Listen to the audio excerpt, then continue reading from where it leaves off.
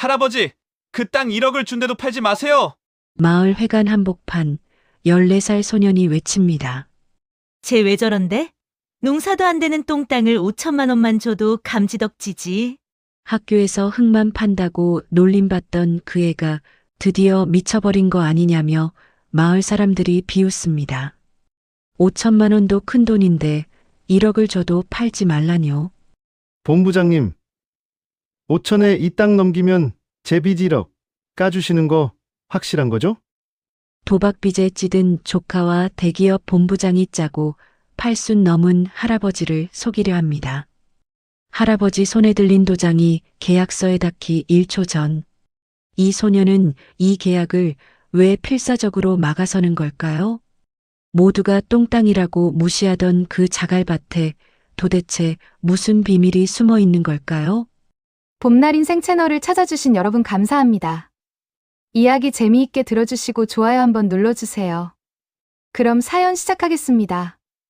곰바위 언덕에서 오달수 할아버지는 땅을 파고 있었습니다. 8순을 넘긴 나이지만 등은 아직 꼿꼿했고 거친 손으로 호미를 움켜쥔 채 한 삽 한 삽 흙을 뒤집고 있었습니다. 그런데 이게 웬일입니까? 호미 끝이 뭔가 딱딱한 것에 부딪히더니 쨍그랑하는 소리와 함께 쇠붙이가 툭 떨어져 나갔습니다. 순간 땅속에서 튀어오른 자갈이 달수의 정강이를 강타했어요. 아이고, 이놈의 똥땅. 달수가 정강이를 부여잡고 주저앉았습니다. 손에 든 호미자루만 남고 쇠붙이는 완전히 부러져 나갔어요. 올해만 벌써 3번째였습니다. 때마침 지나가던 마을 이장과 부녀의 아줌마들이 혀를 끌끌 찼습니다. 달수 영감, 그 자갈밭에 뭘 심겠다고 아직도 그러고 있어. 그냥 포기하지. 맞아요. 거기는 비료값도 안 나와요. 씻는 족족 다 말라 죽잖아요.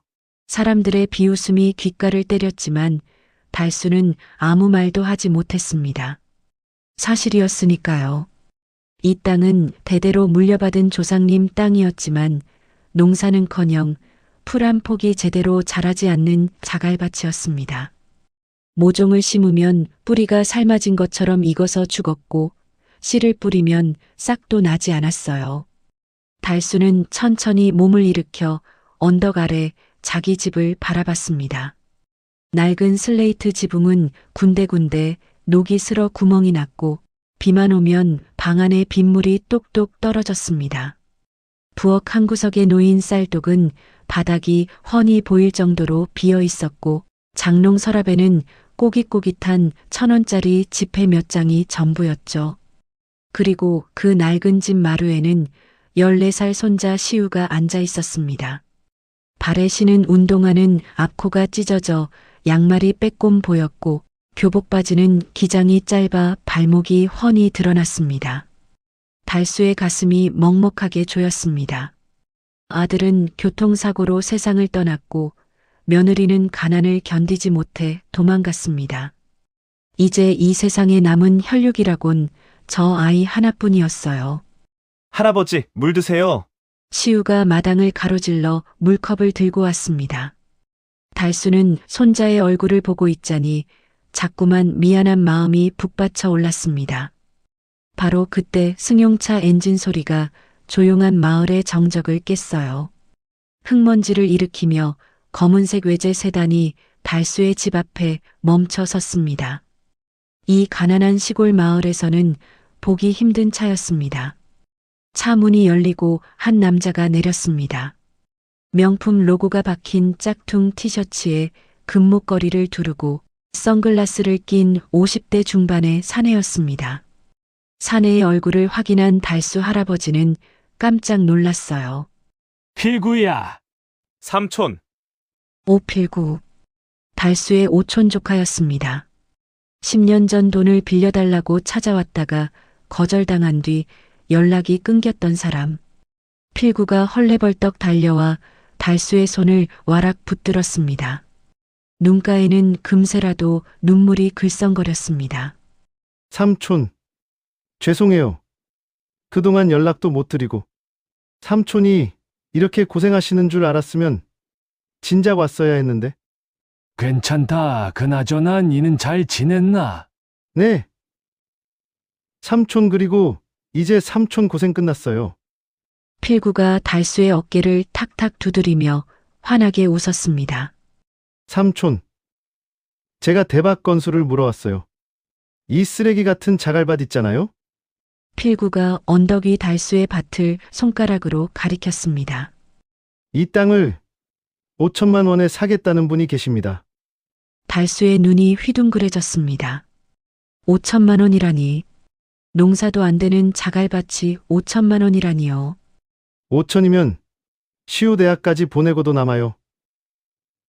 삼촌, 이제 걱정 끝이에요. 달수는 황당함과 기쁨이 뒤섞여 말문이 막혔습니다. 그래도 이 땅은 조상님한테 물려받은 땅인데 삼촌, 조상님이 문제예요? 시우 맛있는 것도 좀 사주고 대학도 보내야 하잖아요.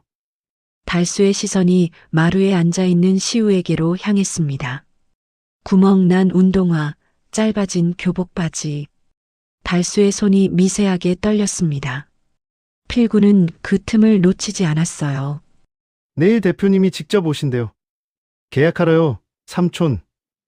이 기회 놓치면 평생 후회합니다. 달수의 입술이 파르르 떨렸습니다. 조상님께 죄송한 마음과 손자를 위한 마음이 가슴속에서 격렬하게 부딪혔습니다. 필구는 호주머니에서 명함을 꺼내 달수에게 건넸습니다. 삼촌, 이분이 내일 오실 대표님이에요. 블루오션이라고 서울에서 제일 큰 부동산 개발 회사랍니다. 달수는 명함을 받아들고 한참을 들여다봤지만 글자가 잘 보이지 않았습니다. 그저 반짝이는 금박 테두리만 눈에 들어왔습니다. 내일 10시에 오신대요, 삼촌. 준비해두세요. 인감증명서랑 도장 챙겨두시고요. 알았다. 달수가 고개를 끄덕이자 필구는 만족스러운 표정으로 차에 올라탔습니다. 검은 세단이 흙먼지를 일으키며 마을을 빠져나갔습니다. 그날 밤 달수는 잠을 이루지 못했습니다. 장롱 깊숙한 곳에서 꺼낸 인감도장을 손에 쥐고 한참을 망설였어요. 조상님께 죄송하다는 생각과 시우에게 미안하다는 생각이 번갈아 가슴을 짓눌렀습니다. 다음 날 아침 10시, 약속 시간보다 정확히 10분 일찍 검은 세단이 다시 나타났습니다. 이번에는 차가 2대였습니다. 필구의 차 뒤를 따라 더 크고 비싼 외제차 한 대가 천천히 들어왔어요. 뒷좌석 문이 열리고 정장 차림의 사내가 내렸습니다. 장동민, 블루오션 개발 본부장이었습니다. 장 본부장은 차에서 내리자마자 인상을 찌푸렸어요. 구두 밑창에 흙이 묻을까봐 조심조심 발을 디뎠고 호주머니에서 손수건을 꺼내 코를 막았습니다. 여기가 그 땅입니까? 정말 시골 냄새가 지독하네요. 필구가 웃으며 앞장섰습니다. 본부장님, 이쪽입니다. 저희 삼촌이 기다리고 계세요. 달수는 마당에서 2사람을 맞이했어요. 오늘을 위해 장롱에서 꺼낸 가장 좋은 옷을 입었지만 그래봤자 10년도 더 된 낡은 양복이었습니다. 어서 오십시오. 달수가 공손하게 인사했지만 장 본부장은 고개도 제대로 숙이지 않았습니다. 그저 눈으로만 훑어보듯 달수와 그의 집을 쳐다봤습니다. 어르신, 저는 블루오션 개발본부장 장동민입니다. 시간이 없으니 바로 본론으로 들어가죠. 장 본부장이 서류 가방을 열어 두툼한 계약서를 꺼냈습니다. 어르신, 이런 흉물스러운 자갈밭을 저희가 주차장으로 써드리겠다는 겁니다. 감사하셔야죠. 주차장이요. 네, 저희가 이 근처에 리조트를 짓는데 직원 주차장이 필요하거든요. 솔직히 이런 땅은 그거 말고는 쓸 데가 없잖습니까? 달수의 얼굴이 붉어졌습니다. 아무리 쓸모없는 땅이라지만 이렇게까지 무시당하니 기분이 상했습니다. 장 본부장은 계약서를 탁자에 내려놓으며 말을 이었습니다. 오늘 도장 안 찍으시면 이 기회는 옆집 김 씨네로 넘어갑니다. 저희도 바쁜 사람들이에요. 평생 돌이나 캐면서 사시겠습니까? 협박과 회유가 뒤섞인 말투에 달수는 가슴이 덜컥 내려앉았습니다. 옆집 김 씨도 자갈밭을 가지고 있었어요. 정말 이 기회를 놓치면 영영 돈을 만질 수 없을 것 같았습니다.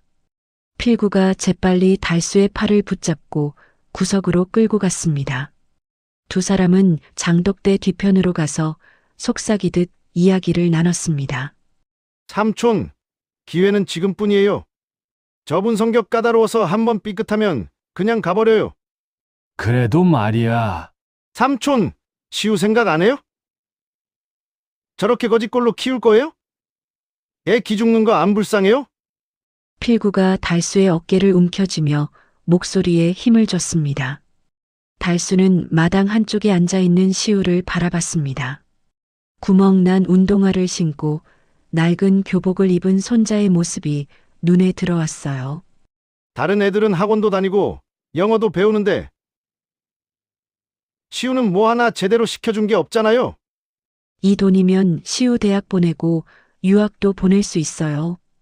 달수의 마음이 흔들렸습니다. 필구의 말이 맞았습니다. 손자에게 해줄 수 있는 게 아무것도 없었습니다. 이 기회를 놓치면 평생 후회할 것 같았습니다. 한편 마당 구석에 앉아있던 시우는 어른들의 대화에 끼어들지 않고 조용히 상황을 지켜보고 있었습니다. 하지만 그의 눈은 다른 곳을 향하고 있었죠. 장 본부장이 타고 온 검은 외제차. 시우는 그 차의 타이어와 흙바지를 유심히 관찰했습니다. 타이어에 묻어있는 흙은 평범한 흙이 아닌 특유의 붉은 빛이 도는 점토질 흙이 묻어 있었고 그 흙에서는 희미하게 썩은 냄새가 났습니다. 시우의 눈치챘습니다. 저 사람들 이미 이 근처 땅을 조사했구나. 장 본부장은 탁자에 앉아 손톱을 다듬으며 기다리고 있었습니다. 삼촌, 결정하셨어요? 필구가 달수를 끌고 다시 마당으로 나왔습니다. 달수는 깊은 한숨을 내쉬었습니다. 알겠네. 오늘은 그냥 가고 내일 마을회관에서 도장 찍겠네. 잘 생각하셨어요, 삼촌. 필구가 환호했습니다. 장 본부장도 만족스럽다는 듯 고개를 끄덕였어요. 현명한 선택이십니다, 어르신. 내일 오전 10시 마을 회관에서 뵙죠. 장 본부장이 서류 가방을 챙겨 들고 일어섰습니다. 필구가 헐레벌떡 따라가며 차 문을 열어줬습니다. 본부장님, 수고 많으셨습니다. 내일 뵙겠습니다. 생각보다 쉽게 풀리는군. 차에 오르던 장 본부장이 작은 목소리로 중얼거렸습니다. 하지만 그 말은 시우의 귀에 정확히 들어갔어요. 시우의 눈빛이 순간 날카롭게 변했습니다. 저 사람들 뭔가 숨기고 있어. 검은 세단 2대가 흙먼지를 일으키며 마을을 빠져나가고 달수는 멍하니 그 차가 사라지는 모습을 바라봤습니다. 가슴 한쪽이 텅 빈 것처럼 허전했습니다. 그날 밤 달수는 침대에 누웠지만 잠이 오지 않았습니다. 내일이면 조상님 땅을 팔게 됩니다.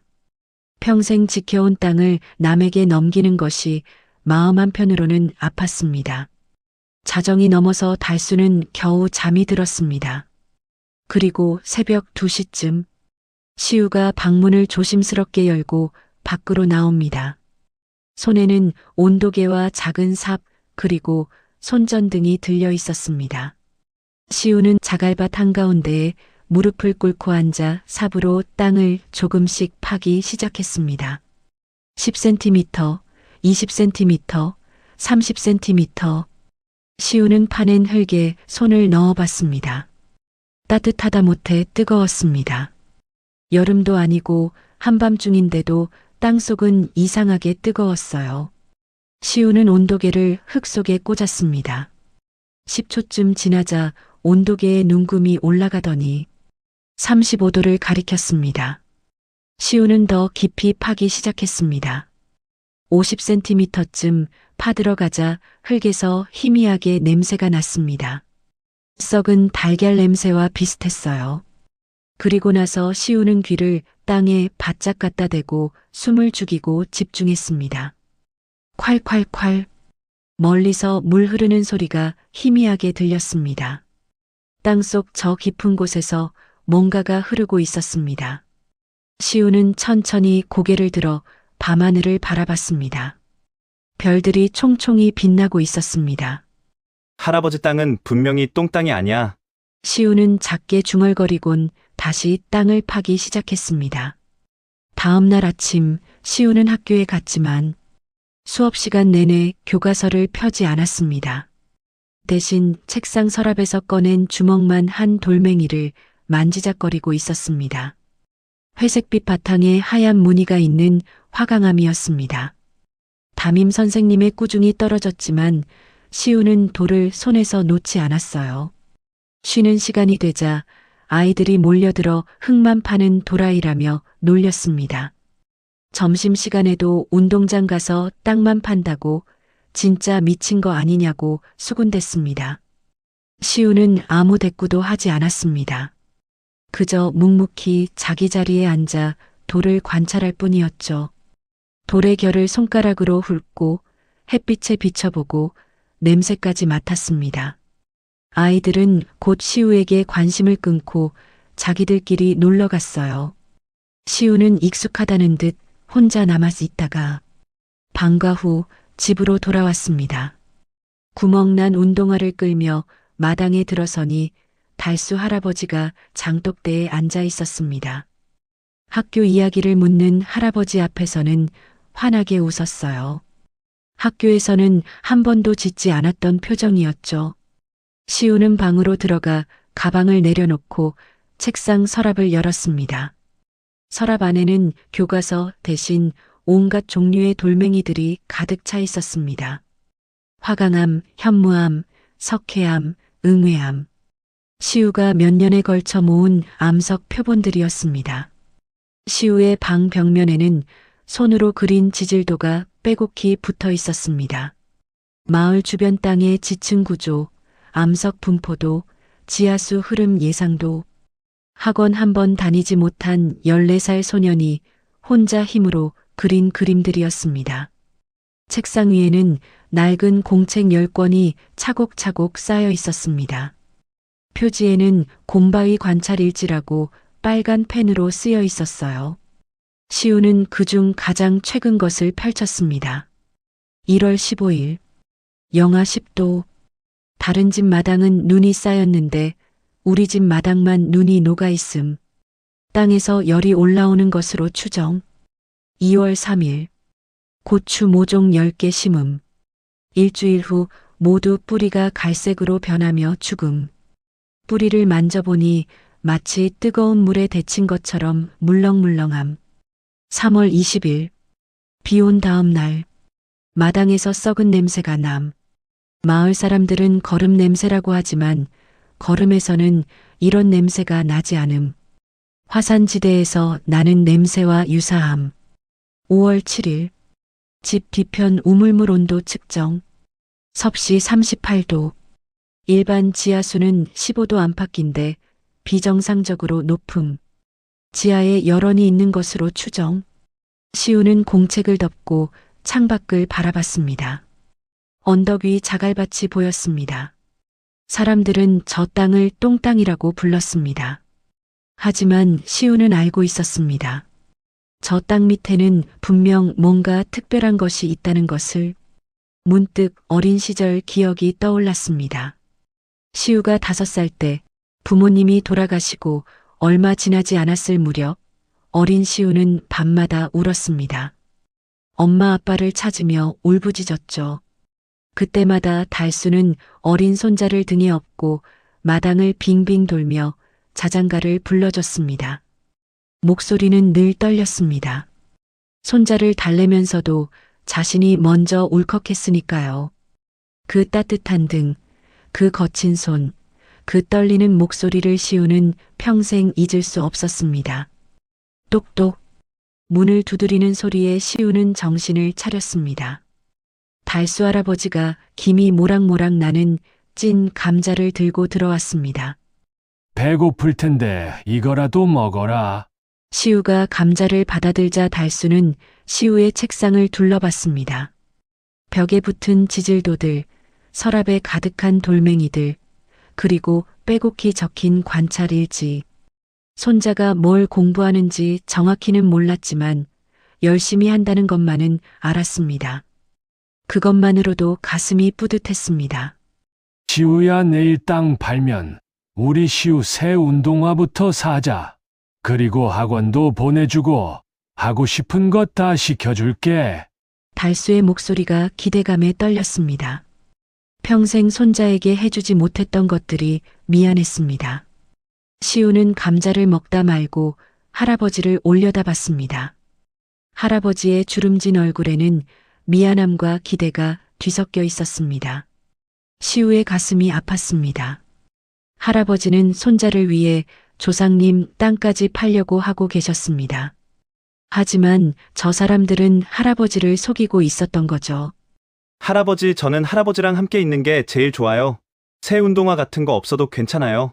달수는 손자의 머리를 쓰다듬고는 조용히 방을 나갔습니다. 내일이면 할아버지는 땅을 팔게 됩니다. 시우는 자리에서 벌떡 일어나 책상 서랍 깊숙한 곳에서 작은 온도계와 pH 측정 키트를 꺼냈습니다. 인터넷으로 검색해서 직접 주문한 간이 측정 도구들이었어요. 시우는 도구들을 들고 집 뒤편으로 갔습니다. 거기에는 오래된 우물이 있었어요. 마을에 수도가 들어온 뒤로는 아무도 사용하지 않는 우물이었죠. 시우가 두레박으로 물을 길어 올리자 김이 모락모락 피어올랐습니다. 보통 지하수는 차가운데 이 우물물은 언제나 따뜻했습니다. 온도계를 담가보니 40도를 가리켰고 pH 측정 키트로 산성도를 재보니 약알칼리성이었습니다. 시우의 가슴이 두근거렸습니다. 모든 증거가 한 가지를 가리키고 있었어요. 이 땅 밑에는 뜨겁고 풍부한 온천수가 흐르고 있다는 확신이 들었습니다. 하지만 이걸로는 부족했어요. 어른들을 설득하려면 더 확실한 증명이 필요했죠. 시우는 방으로 돌아가 컴퓨터를 켰습니다.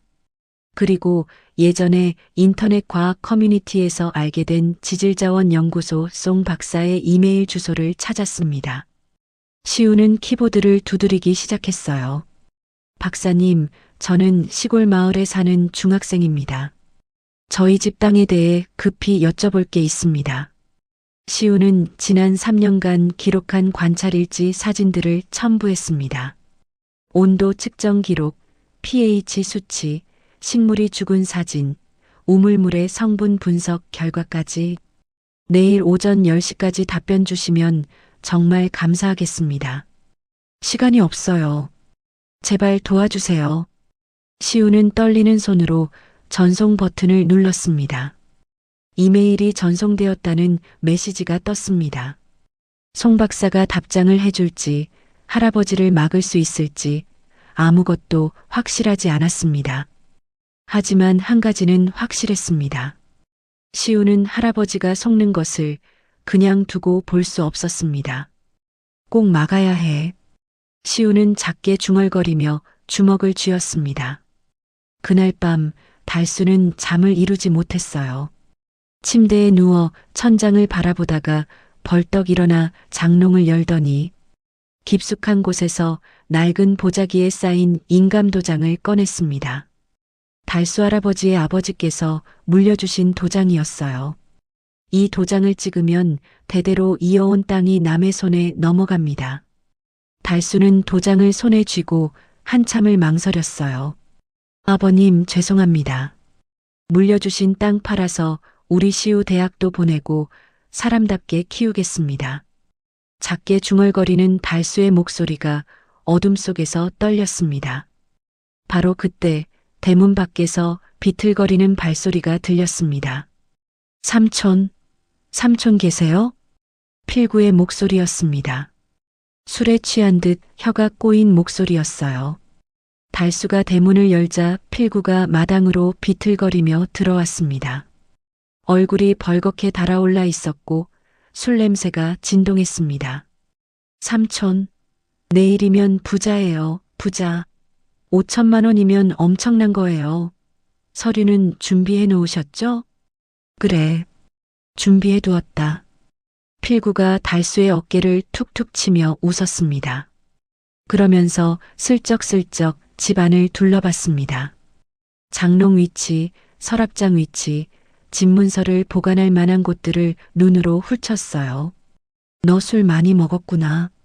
얼른 집이나 가서 쉴 것이지. 여기까지 뭐하러 와? 삼촌 보고 싶어서 왔죠. 금방 갈 거예요. 대리기사 기다려요. 잠깐 화장실 좀 갔다가 갈게요. 필구가 비틀거리며 집 밖으로 나갔습니다. 화장실은 집 뒤편 마당에 있었습니다. 달수는 방으로 들어가 다시 인감도장을 보자기에 싸서 장롱에 넣었습니다. 한편 마당으로 나간 필구는 화장실로 가는 척하다가 아궁이 뒤편으로 몸을 숨겼습니다. 주머니에서 휴대전화를 꺼내 번호를 눌렀습니다. 필구는 주변을 둘러보며 목소리를 낮췄지만 그가 미처 눈치채지 못한 것이 하나 있었습니다. 아궁이 반대편 장독대 뒤편에 시우가 웅크리고 앉아 있었다는 것을. 시우는 할아버지 방에서 자다가 필구가 찾아오는 소리에 잠이 깼습니다.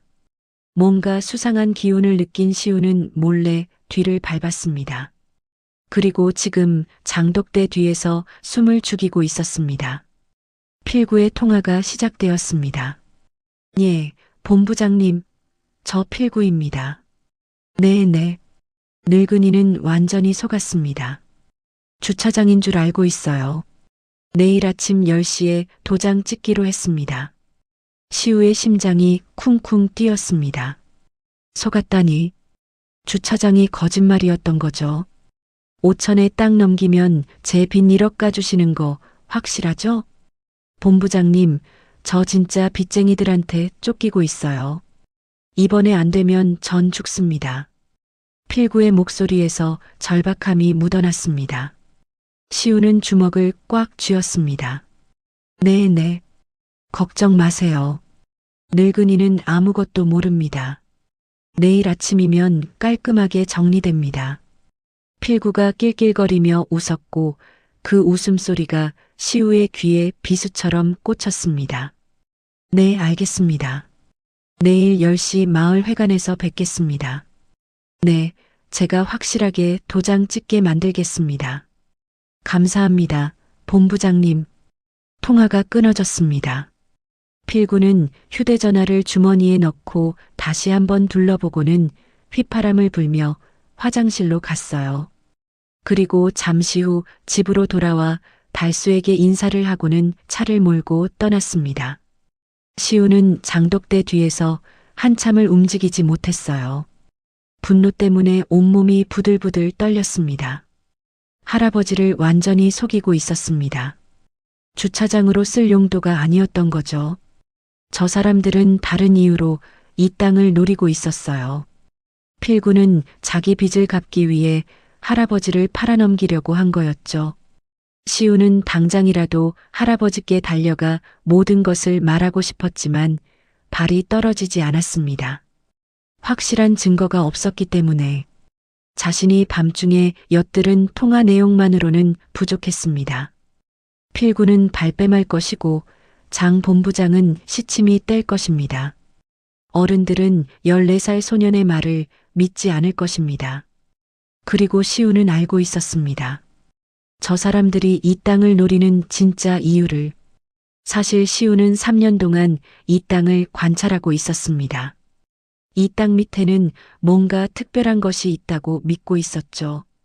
온도계로 잰 땅의 온도, pH 측정 키트로 잰 수질, 관찰 일지에 적힌 기록들. 이것들만으로는 약했습니다. 전문가의 인증이 필요했어요. 시우는 방으로 돌아가 컴퓨터를 켜서 이메일함을 확인했지만 아직 송 박사의 답장은 오지 않았습니다. 시계를 보니 밤 11시였습니다. 내일 아침 10시까지 11시간밖에 남지 않았어요. 제발요, 박사님. 제발 답장 주세요. 시우는 간절한 마음으로 모니터를 바라봤습니다.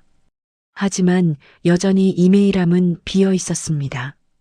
창밖을 바라보니 언덕 위 자갈밭이 달빛을 받아 희미하게 빛나고 있었습니다. 땅이 뜨거웠던 이유, 작물이 죽었던 이유, 대기업이 굳이 이 똥땅을 사려는 이유. 시우는 답을 알고 있었습니다. 시우는 주먹을 쥐었어요. 절대 할아버지를 속이게 둘 수는 없었습니다. 어떻게든 이 계약이 성사되는 것을 막아야 했어요. 시우는 책상 서랍을 열고 관찰일지 10권을 꺼냈습니다. 3년 동안 매일매일 기록한 땅의 비밀들이 빼곡히 적혀 있었어요. 시우는 그 노트들을 가방에 챙겼습니다. 온도계도, pH 측정 키트도, 우물에서 떠온 물 샘플도 모두 챙겼습니다. 그리고 마지막으로 작은 양동이를 꺼냈습니다. 내일 아침 일찍 우물에서 뜨거운 물을 길어 담을 양동이였죠. 송 박사의 답장이 오든 안 오든 시우는 혼자서라도 싸울 작정이었습니다. 시우는 가방을 꼭 껴안고 침대에 누웠습니다만 잠은 오지 않고 가슴만 두근두근 뛰었습니다. 내일이면 모든 것이 결판납니다. 창밖에서 바람이 불었습니다. 나뭇가지가 흔들리며 스치는 소리를 들으며 시우는 눈을 감고 작게 중얼거렸습니다. 할아버지, 제가 지켜드릴게요. 밤은 깊어갔고 마을은 조용했지만 시우의 방에서만은 긴장감이 팽팽하게 흐르고 있었습니다. 내일 아침 10시, 마을 회관에서 모든 것이 시작될 것입니다. 다음 날 아침 7시, 시우는 눈을 떴습니다. 거의 잠을 못 잤지만 정신은 맑았습니다. 컴퓨터를 켜서 이메일을 확인했지만 여전히 송 박사의 답장은 없었어요. 시우는 이를 악물었습니다. 답장이 없어도 할 일은 해야 했습니다.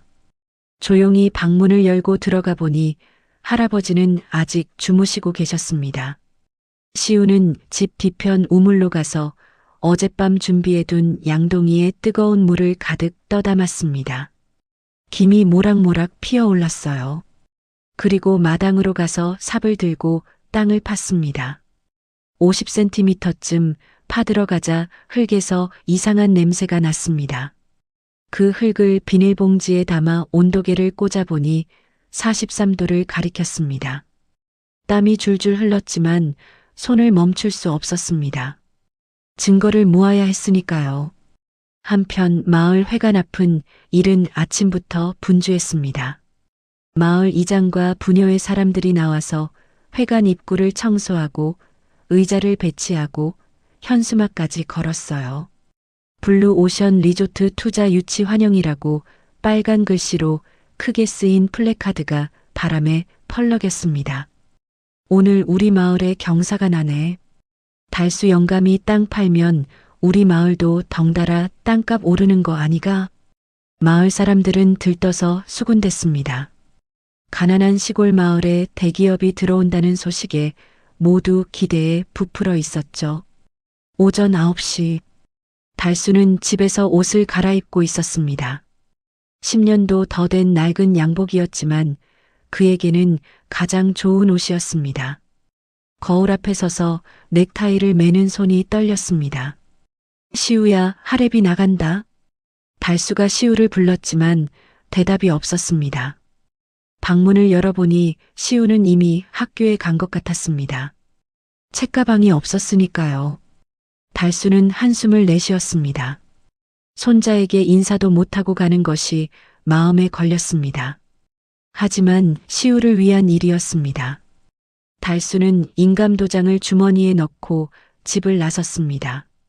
오전 9시 30분, 마을 회관 앞에는 벌써 사람들이 모여들고 있었습니다. 이장이 마이크를 들고 회관 앞에 섰습니다. 여러분, 오늘은 우리 마을의 역사적인 날입니다. 달수 영감이 큰 결단을 내리셨습니다.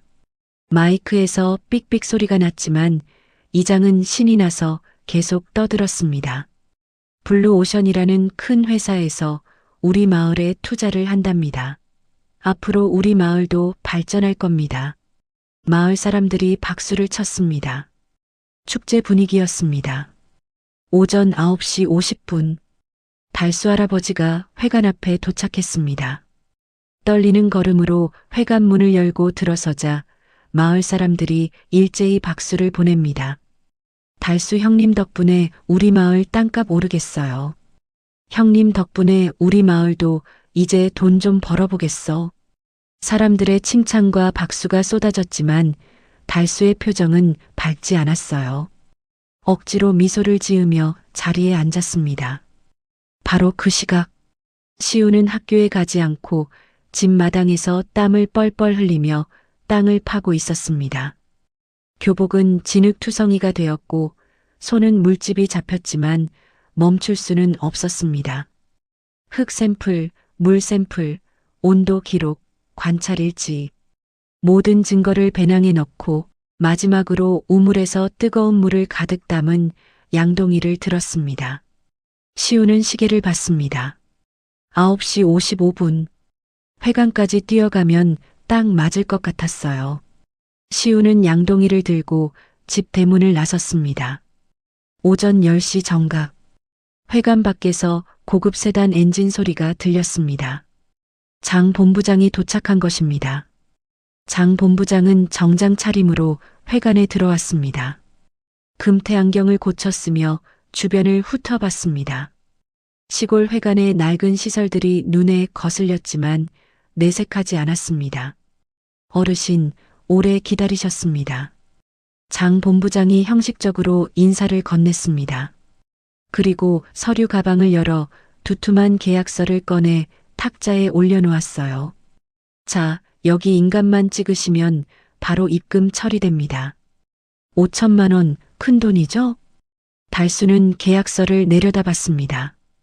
빼곡한 글자들이 눈에 들어오지 않았습니다. 그저 어지러울 뿐이었죠. 필구가 옆에서 달수의 팔을 슬쩍 잡아당겼습니다. 삼촌, 빨리요. 시간이 없어요. 본부장님 바쁘신 분이라고요. 필구가 인주를 열어 달수의 손가락을 억지로 잡아묻히고 인감도장을 달수의 손에 쥐어줬습니다. 자, 여기 찍으시면 됩니다. 달수의 손이 떨리며 도장을 든 손이 천천히 계약서 쪽으로 내려갔습니다. 마을 사람들은 숨을 죽이고 달수의 손만 바라보느라 회관 안이 조용해졌습니다. 달수의 손이 계약서 위로 내려갔습니다. 달수는 눈을 감고 조상님께 죄송하다고 시우를 위한 일이라고 속으로 되뇌었습니다. 바로 그때 콰당하는 소리와 함께 회관문이 거칠게 열렸습니다. 모든 사람의 시선이 일제히 문 쪽으로 향했어요. 문 앞에는 온몸이 흙투성이가 된 소년이 서 있었습니다.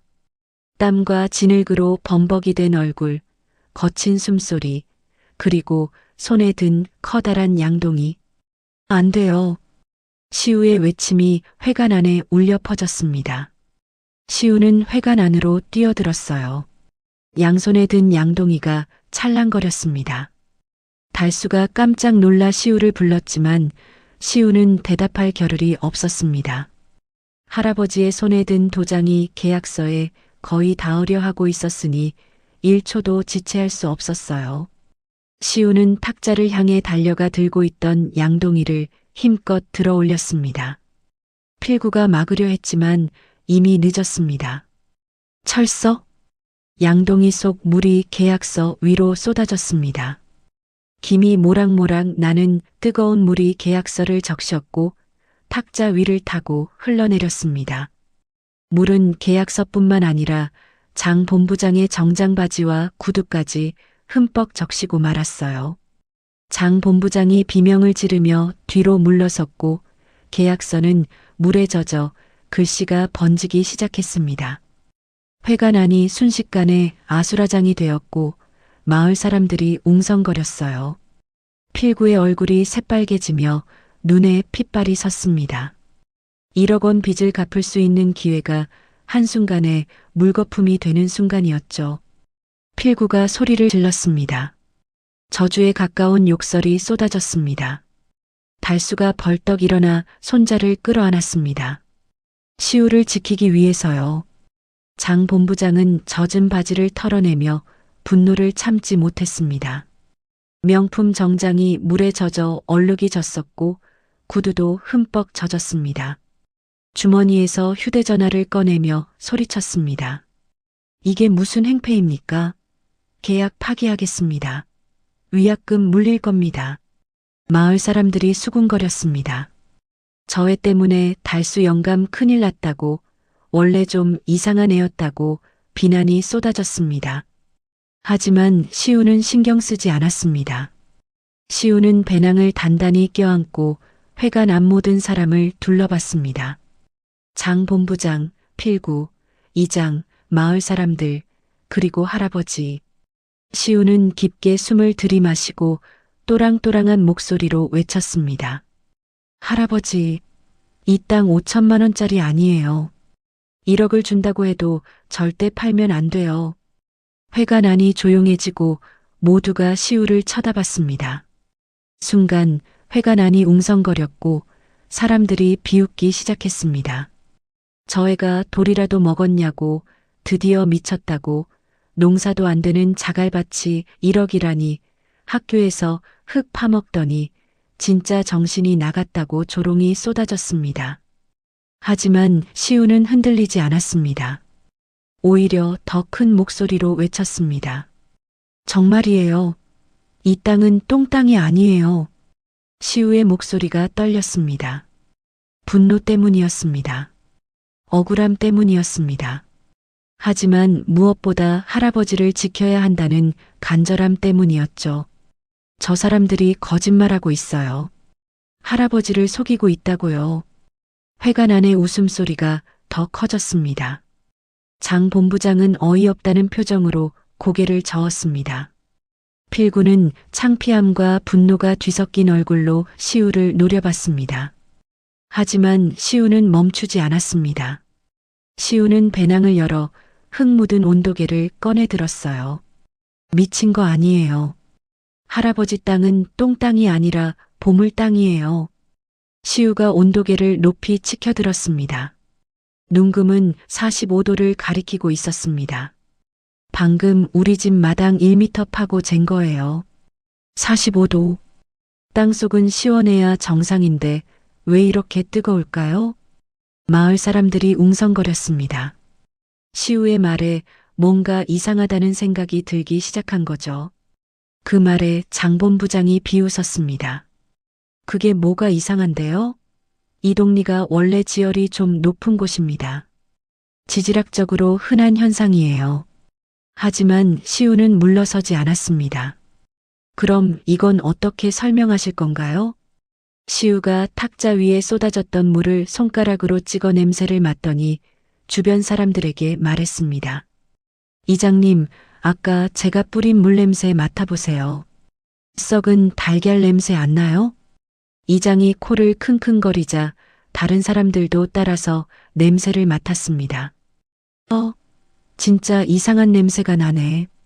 유황 냄새 아니가? 사람들이 수군거리기 시작했습니다. 시우는 기회를 놓치지 않았습니다. 맞아요. 유황 냄새예요. 우리 집 우물에서 뜬 물입니다. 보통 지하수는 차가운데 우리 집 우물물은 40도예요. 그리고 유황 냄새가 나요. 시우는 배낭에서 비닐봉지에 담긴 흙을 꺼냈습니다. 이건 오늘 아침 마당에서 파낸 흙이에요. 50cm 깊이에서 꺼낸 건데 만져보세요. 따뜻해요. 가까이 있던 부녀의 아줌마가 조심스럽게 비닐봉지를 만져봤습니다. 정말로 따뜻했습니다. 어머, 진짜네. 흙이 왜 이렇게 따뜻해? 시우는 계속 말을 이어갔습니다. 저는 3년 동안 우리 집 땅을 관찰했어요. 한겨울에도 우리 집 마당만 눈이 녹았고 모종을 심으면 뿌리가 삶아져서 죽었어요. 비가 오고 나면 땅에서 유황 냄새가 났고요. 시우는 배낭에서 두툼한 공책을 꺼냈습니다. 관찰 일지였죠. 여기 다 기록되어 있어요. 날짜별로, 온도별로, 모든 게 다요. 마을 사람들의 표정이 조금씩 변하기 시작했습니다. 처음엔 비웃었지만 이제는 진지하게 들고 있었습니다. 장 본부장의 얼굴에서 여유가 사라지고 당황한 기색이 역력했습니다. 하지만 애써 태연한 척했죠. 그래서요? 땅이 좀 따뜻하다고 뭐가 어쩌자는 겁니까? 시우는 배낭에서 구겨진 팜플렛을 꺼냈습니다. 어제 장 본부장의 서류 가방에서 흘긋 본 그 종이였어요. 시우는 장 본부장이 돌아간 후 회관 앞에 떨어진 것을 주웠었습니다. 이게 뭐죠? 시우가 팜플렛을 펼쳐 들었습니다. 거기에는 화려한 리조트 조감도였어요. 대형 수영장, 워터파크, 그리고 거대한 스파 시설이 그려져 있었습니다. 여기 보세요. 대형 스파 시설이 있어요. 그런데 아저씨네 회사가 바보도 아니고 물도 없는 곳에 스파를 지어요? 마을 사람들이 팜플렛을 둘러봤습니다. 정말로 거대한 온천 스파 시설이 그려져 있었습니다. 시우는 한 발짝 앞으로 나아가며 말을 이어갔습니다. 우리 땅 지하에 뜨거운 온천수가 흐르고 있어요. 그걸 쓰려고 이 땅을 사려는 거예요. 주차장은 거짓말이에요. 회관 안이 술렁였습니다. 사람들의 시선이 장 본부장에게 쏠렸습니다. 장 본부장은 땀을 흘리기 시작하며 금태 안경을 벗어 닦았다가 다시 썼습니다. 그건 그냥 예비 설계안일 뿐입니다. 확정된 게 아니에요. 하지만 시우는 멈추지 않았습니다. 예비 설계안이면 왜 우리 집 마당 위치를 정확히 표시해뒀어요? 여기 보세요. 빨간 점으로 표시된 곳, 이게 우리 집이에요. 그리고 여기서 온천수를 끌어오는 선이 그려져 있어요. 시우의 손가락이 팜플렛 위를 정확히 짚었습니다. 정말로 빨간 점과 파란색 선이 그려져 있었습니다. 마을 이장이 팔짱을 끼고 장 본부장을 쳐다봤습니다. 본부장님, 이게 사실입니까? 우리를 속인 겁니까? 다른 마을 사람들도 수군거렸습니다. 분위기가 완전히 바뀌기 시작했습니다. 처음에 시우를 비웃던 사람들도 이제는 시우의 말이 맞는 것 같다는 표정이었죠. 필구는 궁지에 몰렸습니다. 얼굴이 새하얗게 질리며 주먹을 부들부들 떨었습니다. 당장이라도 시우에게 달려들고 싶었지만 마을 사람들이 모두 지켜보고 있어 함부로 움직일 수 없었습니다. 저건 거짓말이에요. 애가 지어낸 거라고요. 필구가 소리를 질렀지만 아무도 믿지 않았습니다. 시우는 마지막으로 말했습니다. 할아버지 땅은 5천만 원이 아니에요. 온천이 나오는 땅이에요. 제발 팔지 마세요. 달수는 손자를 내려다봤습니다. 흙투성이가 된 얼굴, 떨리는 목소리, 하지만 흔들리지 않는 눈빛. 달수의 가슴이 뜨거워졌습니다. 회관 안은 숨막히는 정적에 휩싸였습니다. 장 본부장과 필구는 할 말을 잃었습니다. 바로 그때 회관 안의 정적을 깬 것은 장 본부장이었습니다. 장 본부장이 휴대전화를 들어받게 대기 중인 직원들에게 신호를 보냈습니다. 회관 문이 열리고 검은 정장을 입은 덩치 큰 남자 2명이 들어왔습니다. 장 본부장의 수행원들이었습니다. 저 애와 노인네를 밖으로 데리고 나가요. 업무방해로 고소할 겁니다. 수행원들이 시우와 달수에게 다가왔습니다. 마을 사람들이 숨을 죽였습니다. 이장이 말리려 했지만 선뜻 나서지 못했습니다. 달수가 손자를 뒤로 감싸 안았고 시우는 배낭을 꽉 껴안았습니다. 바로 그 순간이었습니다. 끼익 소리와 함께 회관 밖에서 급브레이크 소리가 들리며 차 한 대가 급하게 멈춰섰습니다. 모두의 시선이 창문 쪽으로 향했습니다. 그곳에는 흰색 SUV 한 대가 회관 앞에 서 있었습니다. 차체 옆면에는 지질자원연구소라는 글씨가 선명하게 새겨져 있었어요. 차 문이 열리고 한 사람이 뛰어내렸습니다. 40대 초반쯤 돼 보이는 여성이었습니다. 고글을 이마에 올리고 야전 조끼를 입고 손에는 은색 장비 가방을 들고 있었어요. 송민지 박사였습니다. 송 박사가 회관 안으로 뛰어들어왔습니다. 숨을 헐떡이며 주변을 둘러보다가 시우를 발견했습니다. 오, 시우 학생, 제가 왔어요. 시우의 눈이 커졌습니다. 답장이 온 것입니다. 아니, 답장뿐만 아니라 송 박사가 시우의 메일을 보고 시골 마을까지 직접 찾아온 것입니다. 박사님, 송 박사는 시우에게 다가가려던 수행원들을 손으로 제지했습니다. 잠깐만요. 이 학생한테 손대지 마세요. 지금부터 제가 공식 조사를 진행하겠습니다. 송 박사는 가방에서 명함을 꺼내 장 본부장에게 건넸습니다.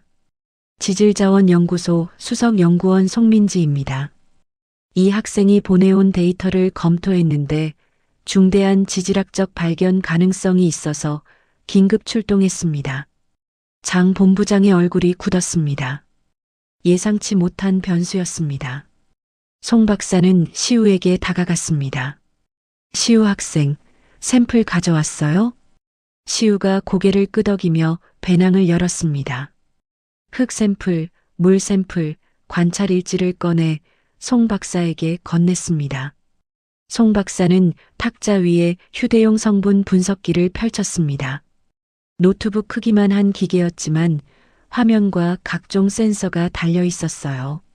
먼저 물 샘플을 작은 튜브에 담아 기계에 넣자 기계가 윙윙 소리를 내며 작동하기 시작했습니다.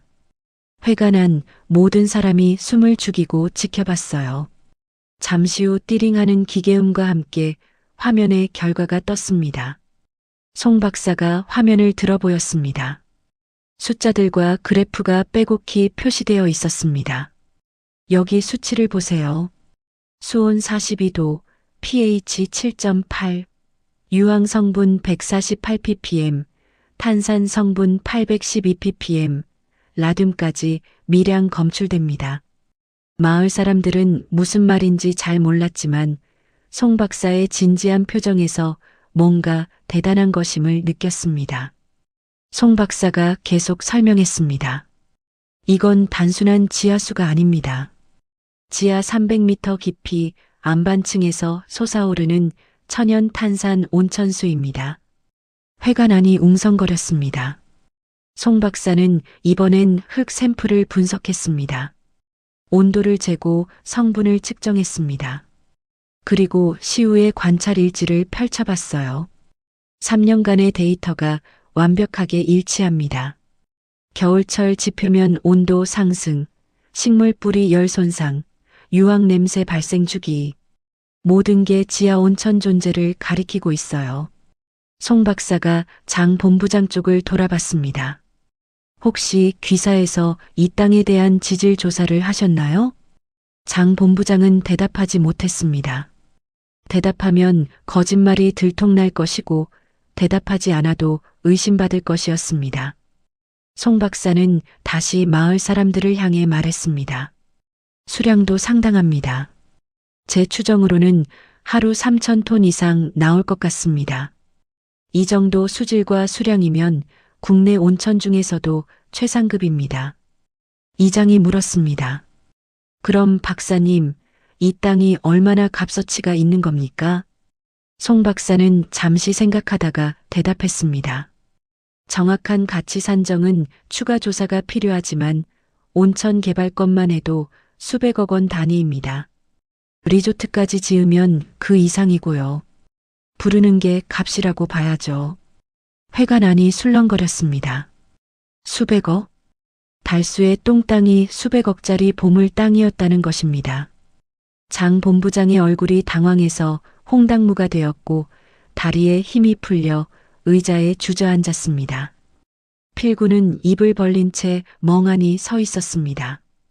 1억 원 빚을 갚으려던 계획이 물거품이 되는 순간이었죠. 달수는 이 모든 상황이 믿기지 않았습니다. 평생 똥땅이라고 무시받던 땅이 보물이었다니. 그것도 중학생 손자가 3년 동안 혼자 알아낸 것이었습니다. 달수가 천천히 일어나더니 그리고 장 본부장 앞으로 걸어갔습니다. 탁자 위에는 물에 젖어 구겨진 계약서가 놓여 있었습니다. 달수는 그 계약서를 집어들더니 두 손으로 찢어버렸습니다. 종이가 찢어지는 소리가 회관 안에 울렸습니다. 내 땅은 내가 알아서 한다. 달수의 목소리는 작았지만 단호했습니다. 평생 남에게 무시당하고 살았던 달수가 처음으로 자기 목소리를 낸 순간이었어요. 마을 사람들이 박수를 치기 시작했습니다. 처음엔 한두 명이었지만 곧 모두가 박수를 쳤습니다. 시우는 할아버지를 올려다봤습니다. 눈시울이 뜨거워졌어요. 필구는 벽 쪽으로 슬금슬금 뒷걸음질을 쳤습니다. 사람들의 시선이 달수와 시우에게 쏠려 있는 틈을 타 도망가려는 것이었습니다.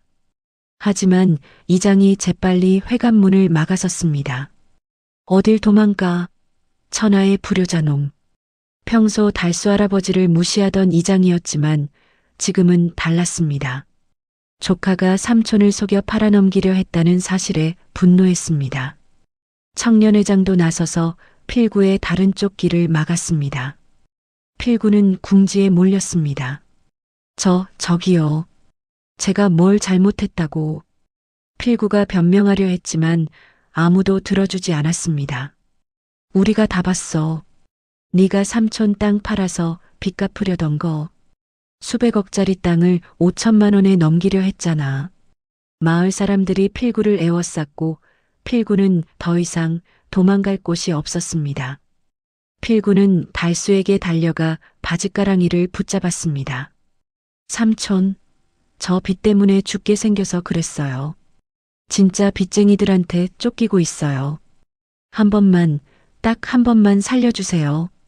필구의 목소리가 떨리며 눈물이 글썽거렸지만 그 눈물이 진심인지 연기인지 알 수 없었습니다. 달수는 필구를 내려다봤습니다. 한때는 가족이라고 생각했던 조카였습니다.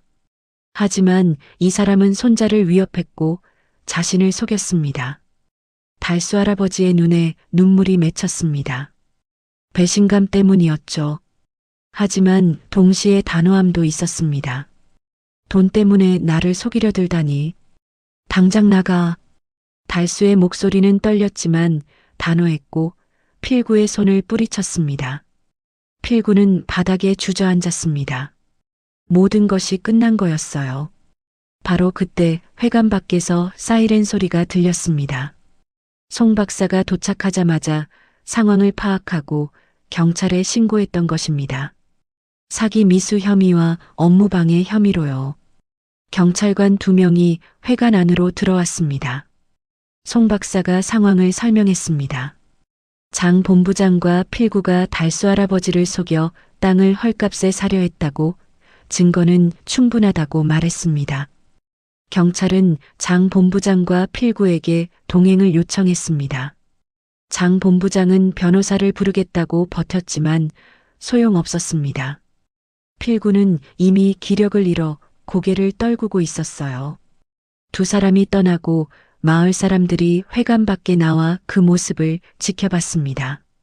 사이렌 소리가 멀어지자 회관은 다시 조용해졌습니다. 사람들이 하나둘 집으로 돌아갔습니다. 송 박사도 추가 조사 일정을 잡고 차에 올라 시우에게 잘했다고 격려하며 떠났습니다. 회관 안에는 달수 할아버지와 시우만 남았고 달수는 손자 앞에 무릎을 꿇고 앉았습니다. 시우의 얼굴을 들여다봤습니다. 흙투성이가 된 얼굴, 땀에 젖은 머리, 하지만 반짝이는 눈빛. 할애비가 미안하다. 못난 할애비 만나서 이런 고생을 시켰네. 달수의 목소리가 떨리며 눈물이 볼을 타고 흘러내렸습니다. 시우는 고개를 저었습니다. 아니에요. 할아버지가 저 믿어주셨잖아요. 시우도 눈시울이 붉어졌습니다. 저한테는 할아버지가 보물이에요. 땅보다 돈보다 더 소중한 보물이요. 달수는 손자를 끌어안았습니다. 시우도 할아버지를 꽉 안았어요. 얼마나 시간이 흘렀을까요? 두 사람은 한참을 그렇게 안고 있었습니다. 회관 밖에서 누군가 기침 소리를 냈습니다. 달수와 시우가 고개를 돌리자 이장과 마을 사람들이 회관 문 앞에 서 있었습니다. 이장이 어색하게 웃으며 다가왔습니다. 달수 형님, 아니 회장님, 그동안 무례했습니다. 형님 땅이 그렇게 대단한 줄 몰랐네요. 평소 반말을 쓰던 이장이 갑자기 존댓말로 바뀌었습니다. 다른 사람들도 마찬가지였습니다. 형님, 혹시 땅 개발하시면 우리 마을도 좀 챙겨주십시오. 회장님, 앞으로 잘 부탁드립니다. 사람들이 굽실거리며 인사했습니다. 아침만 해도 달수를 무시하던 사람들이었는데 이제는 완전히 태도가 바뀐 거였죠. 달수는 피식 웃었어요. 씁쓸하면서도 우습기도 했습니다. 시우는 할아버지의 손을 꽉 잡았습니다. 할아버지와 함께라면 무엇이든 할 수 있을 것 같았습니다. 해가 저물기 시작하고 회관 창문으로 노을빛이 스며들었습니다. 달수와 시우는 손을 잡고 집으로 걸어갔습니다. 언덕 위 자갈밭이 석양을 받아 황금빛으로 빛났습니다. 똥땅이 아니었습니다. 보물 땅이었어요. 그리고 무엇보다 할아버지와 손자의 사랑이 담긴 땅이었습니다. 3년이 흘렀습니다. 곰바위 언덕 위에는 이제 웅장한 건물이 서 있었습니다. 온천이 나오는 호텔 리조트였습니다. 달수는 땅을 팔지 않았습니다. 대신 정직한 개발 회사를 찾아 땅을 제공하고 리조트 지분 20%를 받았습니다. 대주주가 된 것이었어요. 워낙 규모가 큰 대형 리조트가 들어서자 그 20%에서 나오는 배당금만 해도 어마어마했습니다. 일 한 번 안 하고 평생 써도 다 못 쓸 돈이 통장에 꽂히게 된 것입니다. 하지만 달수는 사치 부리는 일이 없었습니다. 명품 옷은커녕 편안한 개량 한복을 입고 마을을 산책했습니다. 그리고 마을 회관의 최신 안마의자 10대를 기증했습니다. 평생 자신을 무시하던 마을 사람들이었지만 달수는 원망하지 않았어요. 시우는 과학고등학교에 수석으로 입학했습니다. 신문에도 실렸습니다. 14살 나이에 온천을 발견한 지질학 영재라고요. 여러 대학에서 장학금을 주겠다는 제안이 쏟아졌습니다. 달수와 시우는 함께 오시우 장학재단을 설립했습니다. 가난해서 꿈을 포기하는 아이들이 없도록 하기 위해서 마을의 아이들뿐만 아니라 전국의 어려운 학생들을 돕기 시작했어요. 어느 가을날 저녁이었습니다. 과학고등학교에서 돌아온 시우는 호텔 펜트하우스로 가지 않았습니다. 대신 언덕 바로 아래 옛집터로 향했습니다. 달수가 그곳에 작은 노천탕을 만들어 두었기 때문입니다. 리조트의 화려한 온천도 좋았지만 두 사람에게는 이 작은 노천탕이 가장 소중했습니다. 할아버지와 손자만의 공간이었습니다. 달수는 노천탕 가장자리에 발을 담그고 앉아 있었습니다. 김이 모락모락 피어오르는 물에서 유황 냄새가 은은하게 났습니다. 똥땅이라고 무시받던 곳에서 솟아오른 온천수였어요. 시우가 다가와 옆에 앉아 교복 바지를 걷어 올리고 발을 물에 담갔습니다. 달수는 옆에 놓인 바구니에서 삶은 달걀 하나를 꺼냈습니다. 온천수의 삶은 달걀이었죠. 달걀 껍질을 까서 시우에게 건넸습니다. 이게 제일 맛있다. 시우가 달걀을 받아 한 입 베어 물자 고소한 맛이 입안에 퍼졌습니다. 맞아요, 할아버지. 두 사람은 나란히 앉아 노을을 바라봤습니다. 언덕 너머로 해가 지고 있었습니다. 하늘은 붉게 물들었고 마을에는 평화로운 저녁이 찾아옵니다. 달수는 손자의 어깨에 손을 올렸습니다. 시우는 할아버지의 손을 꽉 잡았습니다.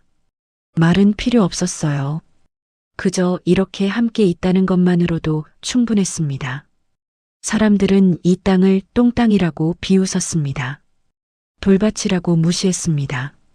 하지만 그 밑에는 가장 뜨거운 열정이 숨어 있었습니다. 300m 깊은 땅 속에서 수백 년 동안 끓어오른 온천수처럼요. 우리가 무심코 지나치는 것들 속에 어쩌면 진짜 보물이 숨겨져 있을지도 모릅니다. 사람도 마찬가지입니다. 겉으로 보이는 모습이 전부가 아니에요. 가난한 할아버지와 도라이라고 놀림받던 손자. 두 사람은 서로를 믿었고 함께 버텼습니다. 그리고 마침내 세상이 그들을 알아봤습니다. 하지만 무엇보다 중요한 것은 그들이 서로를 잃지 않았다는 것이었어요. 노천탕에는 모락모락 김이 피어올랐습니다. 달수와 시우는 여전히 나란히 앉아 조용히 발을 담그고 있었습니다. 두 사람은 서로를 바라보며 환하게 웃었어요. 그 웃음 속에는 지난 3년간의 고생도, 슬픔도, 기쁨도 모든 것이 담겨 있었습니다. 그리고 무엇보다 변하지 않는 사랑이 담겨 있었습니다. 저녁 노을이 두 사람을 감쌌습니다. 따뜻한 온천물처럼 그들의 미래도 따뜻하게 흘러갈 것입니다. 오늘 사연 어떻게 들으셨나요? 달수 할아버지와 시우에게 해주고 싶은 말씀을 댓글로 남겨주세요. 오늘도 들어주셔서 감사합니다. 건강하세요. 여기는 봄날 인생입니다.